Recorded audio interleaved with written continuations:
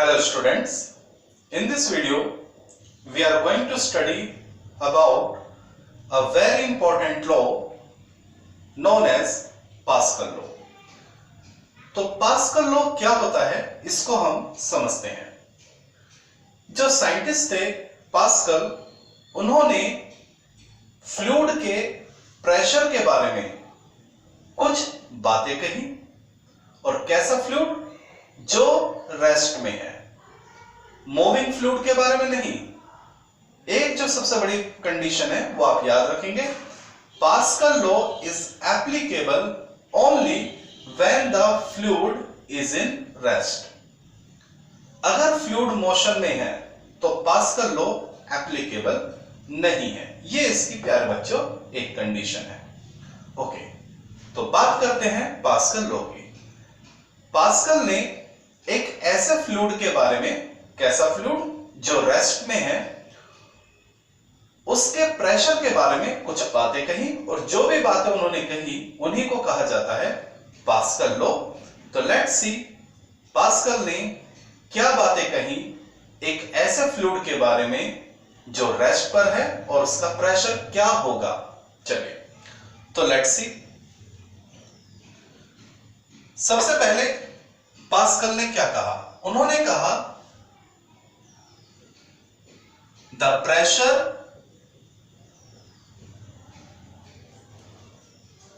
Of a fluid,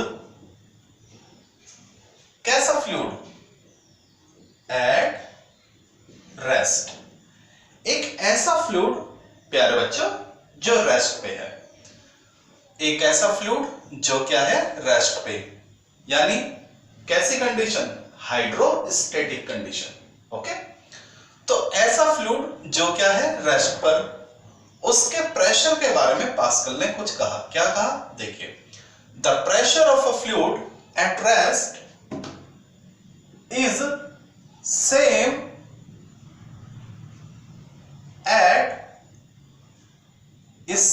at all points, is same at all points exist in a horizontal line inside the fluid.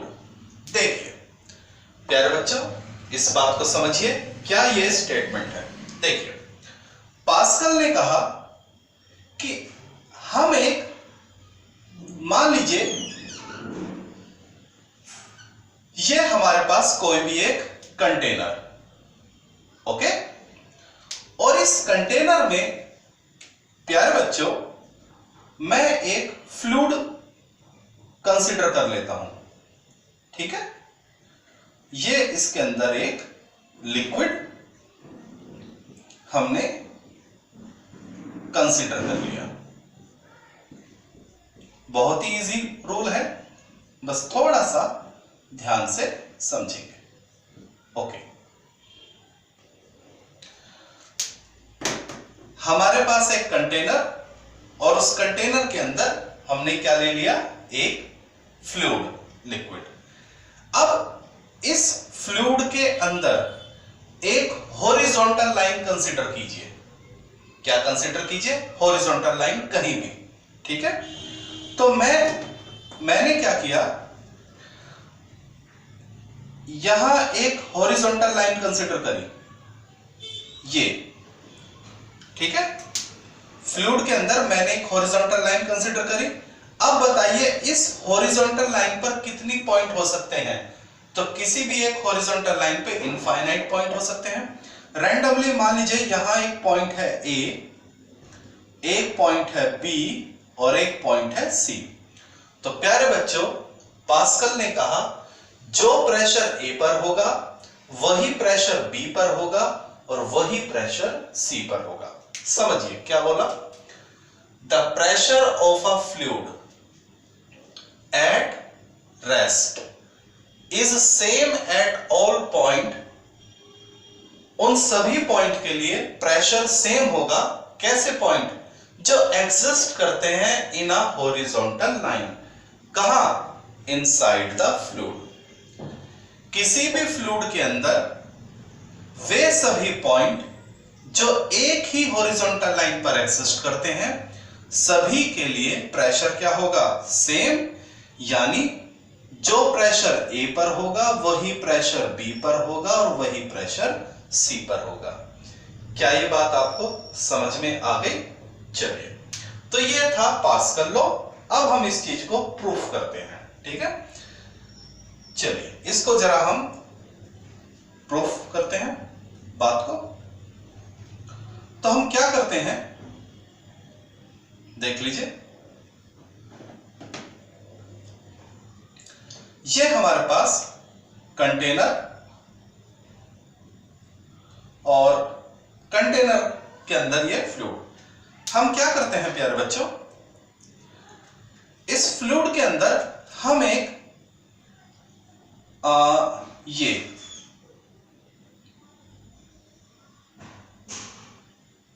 Shape इमेजिनेट करते हैं। ठीक है, इसको नाम देते हैं ए, बी और इसको नाम दिया सी। हमने फ्लूइड के अंदर ये एक शेप कंसीडर कर ली, ए बी सी।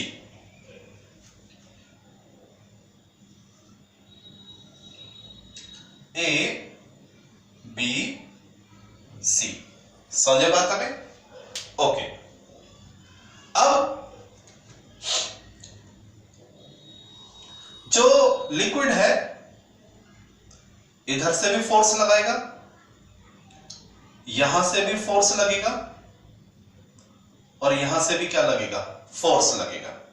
ठीक है, मान लीजिए ये फोर्स है F1, ये फोर्स है F2 और ये फोर्स है F3। यहां से फोर्स है F1, F2 और ये फोर्स है F3। क्या ये बात समझ में आ गई? ओके, अब जरा ध्यान देना, हम यहां एक हॉरिजॉन्टल लाइन कंसीडर करते हैं। ये देखिए ये, ठीक है। तो मुझे बताइए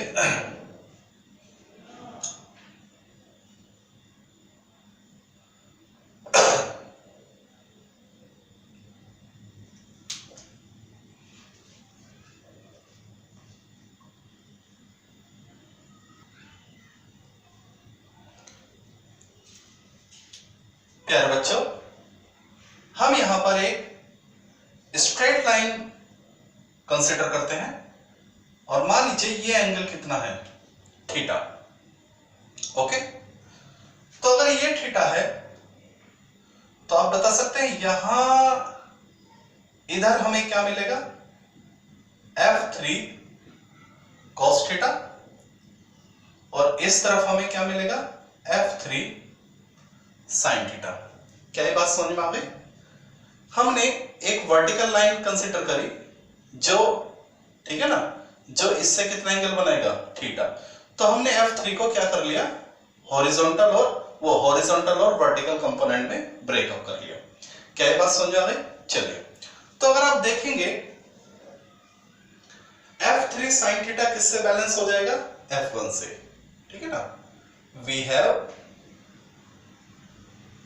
F3 sin theta is equal to F1। ये दोनों बैलेंस हो जाएंगे, हॉरिजॉन्टल में है। और एस आपको मालूम है इक्विलिब्रियम में क्या होता है? इक्विलिब्रियम यानी एट रेस्ट। ठीक है ना, इन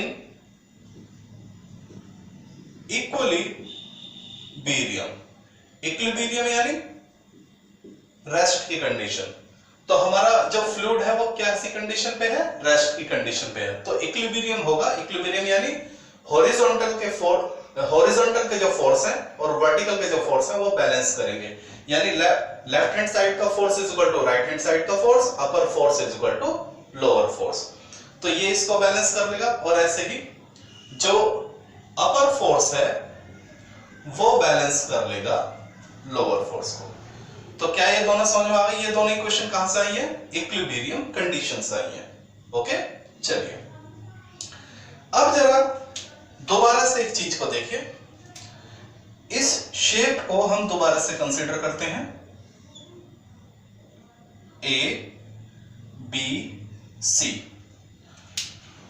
तो प्यारे बच्चों, ये कुछ ना कुछ एरिया होगा। ये जो हमारी सरफेस है ए बी, इसका कुछ ना कुछ क्या होगा? एरिया। और एरिया की डायरेक्शन हमेशा क्या होती है? Perpendicular to the surface. ठीक है, तो मान लीजिए ये A1 है। हम आपको बता दें,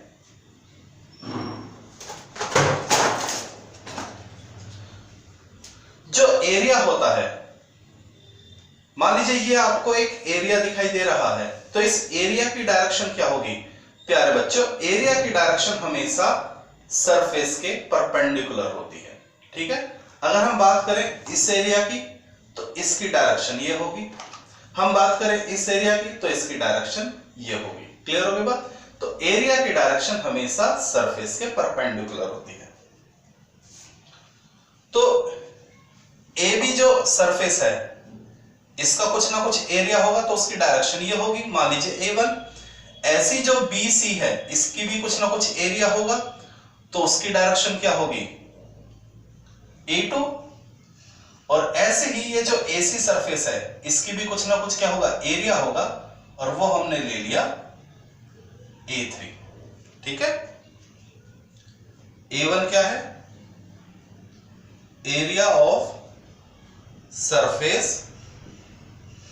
AB। A2 क्या है?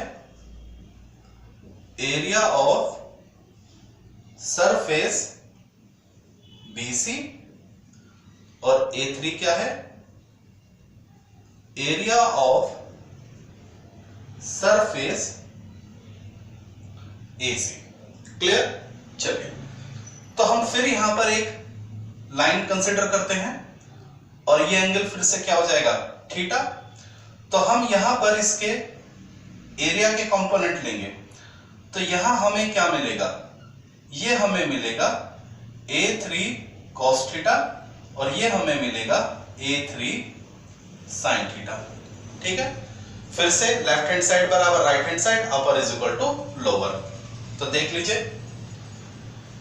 A3 sin theta is equal to A1, और A3 cos theta is equal to A2। क्या ये बात आपको समझ में आ गई? चलिए,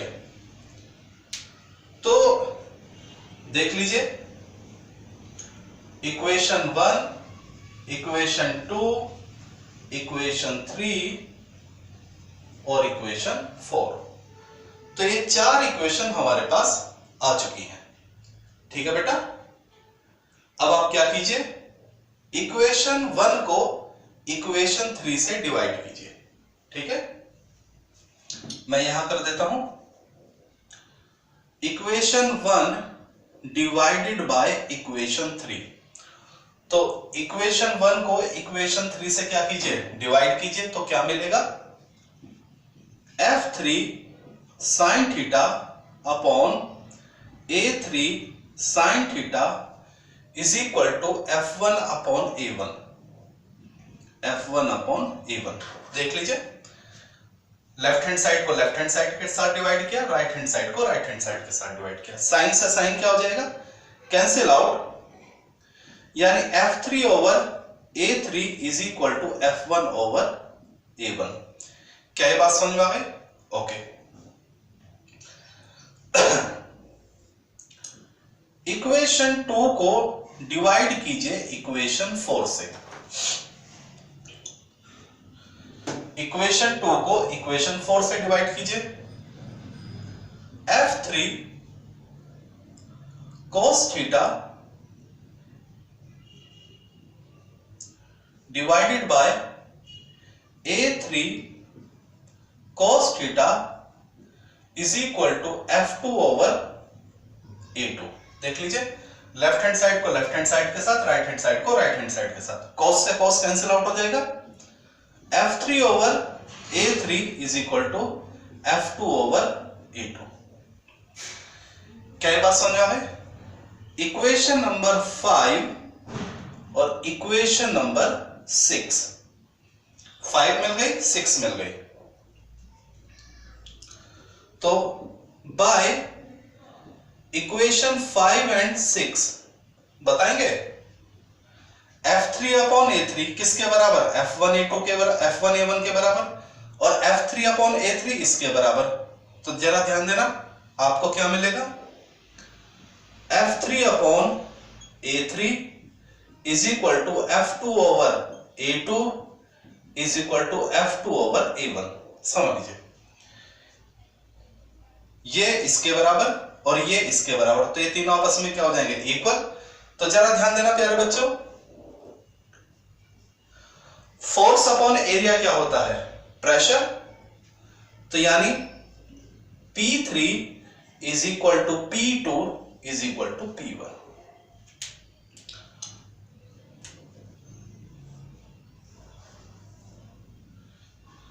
क्या ये बात समझ में आ गई?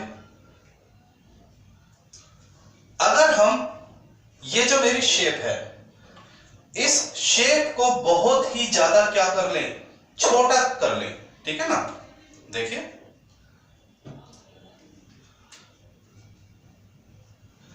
इफ, इसके बाद, ठीक है ना, if the shape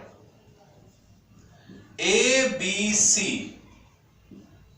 consider very small, then अगर हम इस ABC को बहुत ही ज्यादा छोटा कंसीडर करें, मान लीजिए जैसे ये है ABC, ठीक है, अगर हम इसको छोटा करना चाहें, यानी A पॉइंट को हम यहां लाना चाहें, तो देखिए क्या हो जाएगा, ये बन जाएगी। हम इस A पॉइंट को और नीचे लाना चाहें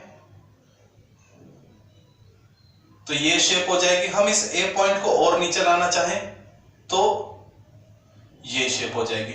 यानी हम इस शेप को जितना छोटा करेंगे, देखिए इस A को जितना नीचे लेके आएंगे, समझिए आप बात को, ये जो पॉइंट A है इसको नीचे लेके आओ, नीचे लेके आओ, नीचे लेके आओ, तो ये जो शेप है ट्रायंगुलर शेप, एक स्ट्रेट लाइन में क्या हो जाएगी? कन्वर्ट हो जाएगी। यानी सभी फोर्सेस और सभी एरिया एक स्ट्रेट लाइन में आ जाएंगे। If the shape ABC consider very small, then all point exist in straight line. तो ये आपका पास्कल लॉ का क्या हो गया है? प्रूफ। ठीक है प्यारे बच्चों, तो स्टेटमेंट तो बहुत इजी था, लेकिन बाय डेरिवेशन ये आपको समझ में आ गया। फिर हम आपको बता देते हैं पास्कल ने क्या कहा। पास्कल ने कहा कि किसी भी फ्लूइड में, एक फ्लूइड के अंदर आप एक हॉरिजॉन्टल लाइन कंसीडर कीजिए, उस लाइन पर जितने भी पॉइंट होंगे सब पर प्रेशर क्या होगा? सेम होगा। तो this is the statement of Pascal law. Clear हो गया? हमारे पास एक स्ट्रेट लाइन, उस पर हमने 3 लोकेशन ली और तीनों पर क्या होगा? प्रेशर सेम होगा। ठीक है, चलिए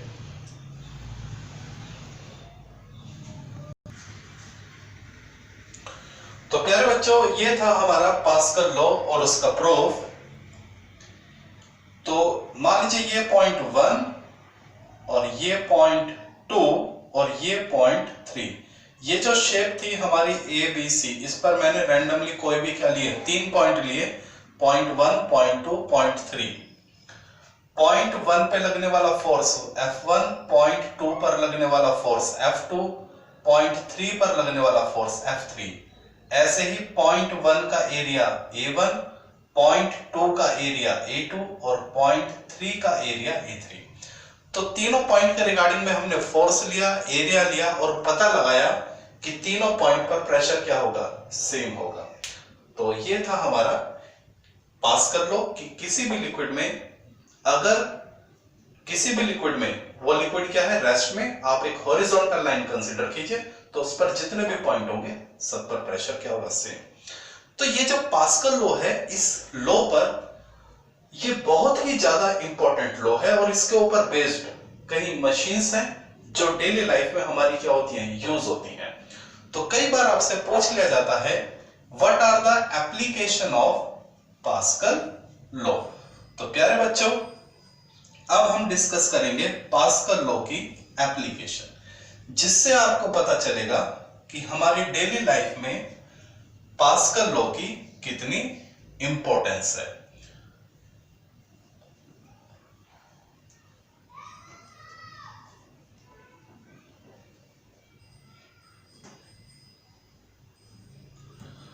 ओके बेटा, नेक्स्ट टॉपिक है हमारा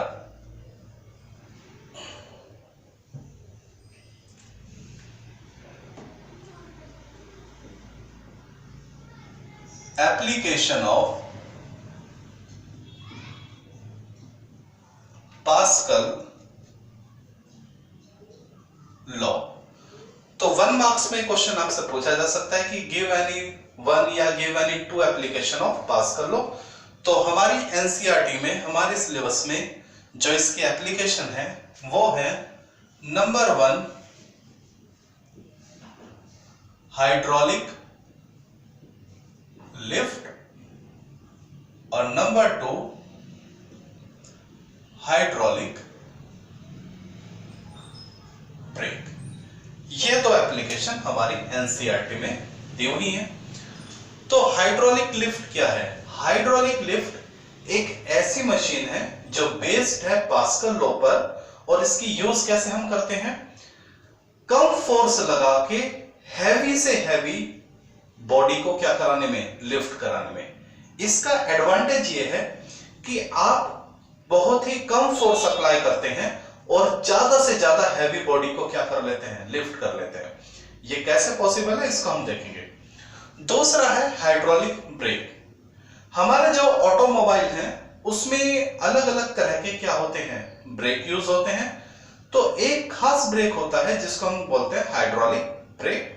तो इसमें क्या होता है, लिक्विड का यूज किया जाता है ब्रेक अप्लाई करने में ऑटोमोबाइल में। ऑटोमोबाइल यानी कार, बाइक, इस तरह से, ठीक है। तो सबसे पहले जो हम इसमें पढ़ेंगे वो है हमारा हाइड्रोलिक लिफ्ट, ठीक है। तो अगर 1 मार्क्स में आपसे क्वेश्चन पूछ लिया जाए what are the application of Pascal law, तो hydraulic lift and hydraulic brake are the application of Pascal law, जिसमें से कई बार हाइड्रोलिक लिफ्ट के बारे में पूछ लिया जाता है। तो let dear student discuss about the hydraulic lift. तो हेडिंग डालेंगे हाइड्रोलिक लिफ्ट के बारे में। हाइड्रोलिक लिफ्ट क्या होता है? हाइड्रोलिक लिफ्ट, तो इट इज द मशीन या डिवाइस, ठीक है, जो भी आप बोल सकते हैं। It is the mechanical device based on Pascal law. ये एक मैकेनिकल डिवाइस है जो किस पर बेस्ड है? पास्कल लॉ पर। विच इज यूज्ड, जिसका इस्तेमाल किया जाता है to lift the heavy body by applying, जिसको हम यूज करते हैं, which is use to lift the heavy body, heavy bodies by applying very small force. कम फोर्स लगा के भी हम ज्यादा से ज्यादा हैवी बॉडी को क्या कर लेते हैं, लिफ्ट कर लेते हैं। कैसे पॉसिबल है देख लीजिए प्यारे बच्चों। हाइड्रोलिक लिफ्ट बनाने के लिए हमें एक चैम्बर की जरूरत होती है, ठीक है। ये हमारा एक चैम्बर, ठीक। इस चैम्बर में हम दो ओपनिंग करते हैं। एक ओपनिंग हमने ये लिया और ये हमने दूसरा, ठीक है। ये एक ओपनिंग और ये एक ओपनिंग, ठीक है। और इसके अंदर हम भर देते हैं फ्लूइड, कोई भी एक लिक्विड इसके अंदर हम फिलअप कर देते हैं, ये, ठीक है। हमने इसके अंदर ये एक लिक्विड फिलअप कर दिया है, ओके। तो ये है, और यहां हम पिस्टन अप्लाई कर देते हैं। देखिए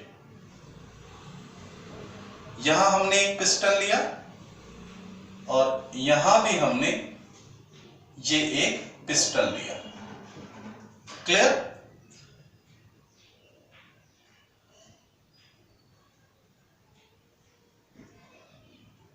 पिस्टन X और ये है हमारा पिस्टन Y। एक खास बात यह है कि जो X और Y हैं दोनों पिस्टन वो सेम हॉरिजॉन्टल लाइन में होने चाहिए, ठीक है ना। क्यों? क्योंकि पास्कल लॉ एप्लीकेबल किसके लिए है, उन सभी पॉइंट के लिए जो सेम हॉरिजॉन्टल लाइन पर है, ठीक है ना। Piston X and Y are on same horizontal line। इस बात का हम ध्यान रखेंगे कि जो X और Y हैं दोनों पिस्टन वो सेम हॉरिजॉन्टल लाइन पर होने चाहिए। क्या ये बात समझ में आ गई? ओके। अब ये जो पिस्टन A है वो पिस्टन X है, इसका कुछ ना कुछ क्या होगा, एरिया, और पिस्टन Y का भी कुछ ना कुछ क्या होगा, एरिया होगा। और साफ दिखाई दे रहा है X का जो एरिया है वो कम है और Y का एरिया क्या है, ज्यादा है। क्लियर हो गई बात? ओके। तो मान लीजिए AX, ठीक है, AX area of piston X, AY area of piston Y, ठीक है। और जो AX है वो लेस देन है AY से, इस बात का आप ध्यान रखेंगे, ठीक है। चलिए, तो चूंकि X और Y सेम हॉरिजॉन्टल लाइन पे हैं तो बाय पास्कल लॉ हमें क्या कहता है, पास्कल लॉ हमें यह कहता है कि किसी फ्लूइड पर अगर आप एक हॉरिजॉन्टल लाइन ड्रॉ कीजिए तो उस पर जितने भी लोकेशन होंगे सब पर क्या होगा, प्रेशर सेम होगा। तो हमने एक हॉरिजॉन्टल लाइन कंसीडर किया, ये हमने एक हॉरिजॉन्टल लाइन कंसीडर किया और हम देखते हैं कि ये हमारा क्या हो गया, हॉरिजॉन्टल लाइन। हमने देखा मेरा पिस्टन X और Y सेम हॉरिजॉन्टल लाइन पर है, तो पास्कल लॉ क्या कहेगा, बाय पास्कल लॉ यानी pressure at X is equal to pressure at Y, यानी जो प्रेशर X पर होगा वही प्रेशर Y पर होगा। क्या ये बात समझ में आ गई? ओके। अब इसका वर्किंग देखिए प्यारे बच्चों, हम यहां पर ये जो पिस्टन Y है, ठीक है, यहां पर हम एक हैवी बॉडी रख लेते हैं। मान लीजिए यहां पर हम एक कार रख लेते हैं, ठीक है। एक कार काफी हैवी होती है, ठीक है, उसका जो वेट होता है वो थाउजेंड्स, किसी भी ऑटोमोबाइल का जो वेट होता है वो थाउजेंड्स में होता है, कार, ट्रक, ठीक है ना। खास तौर से इनका जो इस्तेमाल होता है वो जो गैरेज होते हैं वहां होता है कि एक फ्लोर होता है, वहां पर व्हीकल को खड़ा कर दिया जाता है और एक चैम्बर होता है, वहां से बटन को दबाया जाता है तो फ्लोर ऑटोमेटिक ऊपर उठना शुरू हो जाता है। किसकी वजह से? पास्कल लॉ की वजह से। देखते हैं भाई कैसे। अभी देखना, ये पिस्टन X नीचे जाएगा तो ये Y कैसे ऊपर आएगा, समझिए। हमने क्या किया, यहां पर एक फोर्स अप्लाई किया Fx, यहां पर हमने क्या अप्लाई किया, एक फोर्स अप्लाई किया, ठीक है। चलिए तो हम देखते हैं ये जो कार है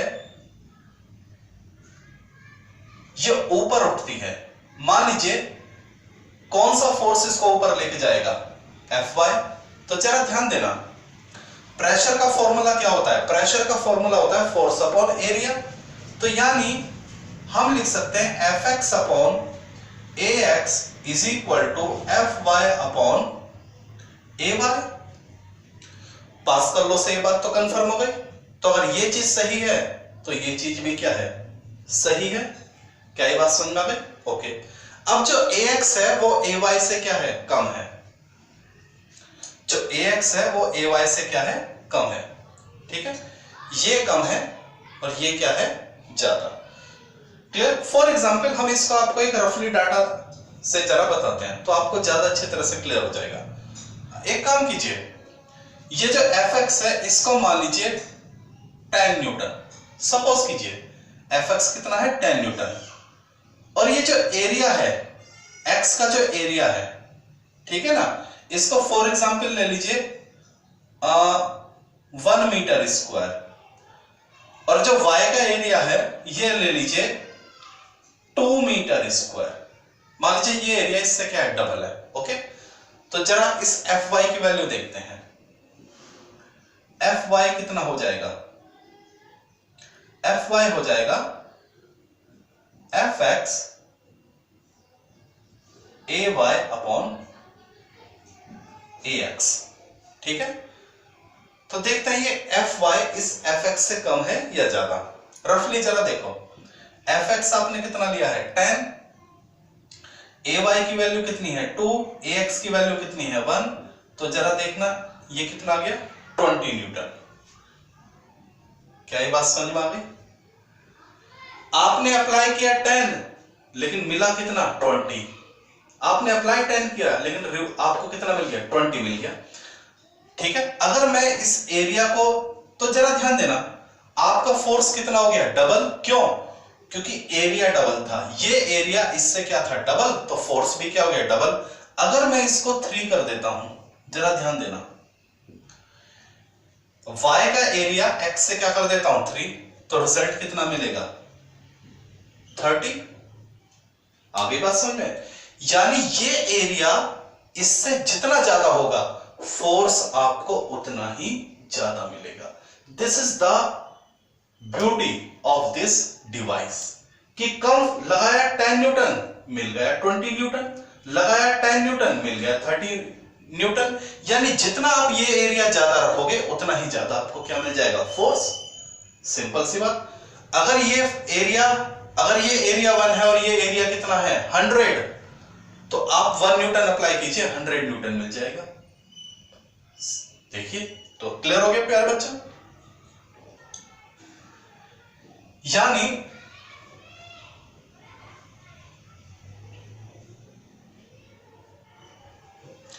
y x से जितना ज्यादा होगा ये फोर्स भी उतना ही क्या होगा, ज्यादा होगा।